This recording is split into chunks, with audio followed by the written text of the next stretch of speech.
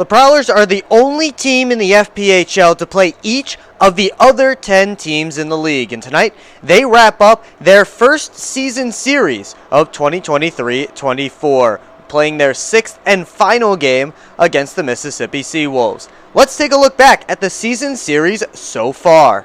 The Seawolves visited McMorran Place for the very first time in October as the Prowlers celebrated the return of former general manager and head coach Joe Pace. And they celebrated some goals early as Brandon Picard opened the scoring 40 seconds before Tristan Sim notched his first as a pro. A few minutes later, Sim struck again. Minute 10 left on the 5-on-3. Foley down to Graham. Into the select score! Tristan Sim again! 3-0 Prowlers! But Mississippi quickly erased the deficit and tied it in the final minute. But we didn't stay tied for long. Near the end of period 1 as they had a 3-0 lead in this frame. Maybe they'll have the lead. Here's Foley back in! Off the post! Buschbacher cleans it up! Buschbacher scored again early in the second, the only goal of the middle frame. Port Huron's man advantage continued to hum in the third as Matt Graham got his first of the year, and less than a minute later, another coach got on the board. To Picard, has space, fires off the bar! Right where the post and the crossbar meet. Brandon Picard almost picked that corner for his second of the night. Merritt flying back in, drops it to Johnson, he scores! The Seawolves still didn't go away though as Philip Wong responded, and then Hugo Koch made it a 2-goal game. With under 5 to play, Joachim Nilsson tallied his second of the night, but the Prowlers held on the rest of the way for their first win of the season. The next night, Brandon Picard scored another ice-breaking goal, and then Port Huron saw another first pro tally. He played 4 NCAA D3 seasons with Wilkes University, Bethel University, and UMass Boston, and he lets in the first pro goal for Braden Decker, wrist shot from the point. Sam Merritt made it 3-0 in the second before the Seawolves began to fight back. They were able to tie the score at 3 before the end of the frame on a run capped by Nilsson, and Chuck Costello made it 4 unanswered in the third to give his team its first lead of the night. That score held until late when Port Huron got a 5-on-3 and pulled Makar Sokolov for the extra attacker. Decumbis takes it out. 20 seconds to go. Johnson to Federley. Down low, Graham. Backdoor, they score! I think it's Tristan Sim who ties it up with 14 seconds to go! They still had a power play as the game went to overtime, and it didn't take long to end it.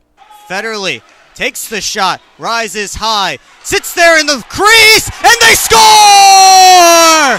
Vinny Decumbis puts the OT winner. Prowlers win!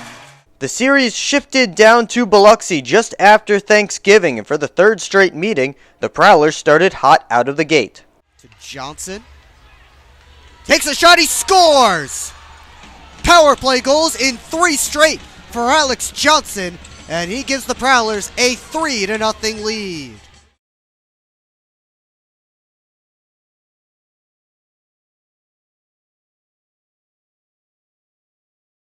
And once again, Mississippi fought back, making it a 1-goal contest heading into the third, where Yanni Liarakos tied the score shortly before the Seawolves got the game winner. His pass across couldn't find a teammate. And now one-on-one, Parsons watching Nilsson, they pass it back door, and they jam it in on the rebound. The win was the first in franchise history for the Seawolves against the Prowlers.